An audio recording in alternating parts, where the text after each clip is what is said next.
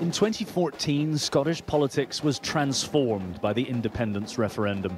10 years on, the fault lines are still here.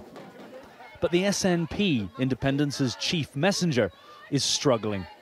The shock of its former chief executive and husband to Nicola Sturgeon being arrested is compounded by a host of political problems. Not least its partner in government, the Green Party, has announced a vote on whether to continue the partnership. Today, the First Minister was putting on a brave face. It's clearly a discussion that the Greens will have to have. I'm delighted to be marching alongside this independence rally with the Green colleagues like Ross Greer, MSP, and many other Green colleagues right across the country. And that's what, of course, one of the many issues that unites us is that we want to see independence for our country. Independence, though, is not the political trump card it once was. Polls show support for an independent Scotland hovers around 50%, but its salience is dropping. One study put independence as the 6th most important issue to Scottish voters, far behind the economy, health and education. At the same time, support for the SNP is falling too. Polls suggest they could lose up to half of their seats at the general election.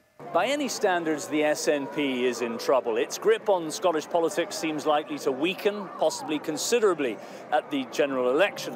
It would be a mistake to conclude from that, though, that the cause of independence will follow suit. But it is fair to say that the means of achieving independence has seldom seemed less clear. But perhaps unsurprisingly, the mood on the streets of Glasgow was largely defiant. This is not SNP. This is independence. I'm not saying SNP and the Greens have got everything right, but what alternatives are you giving decent, hard-working people in this community? Labour and the Tories, they're not on my radar at all.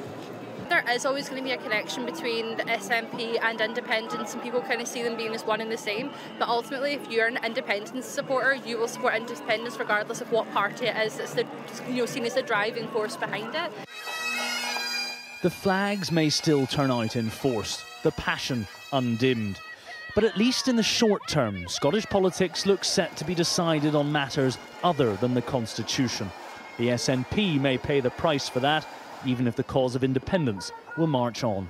Matthew Thompson, Sky News, Glasgow.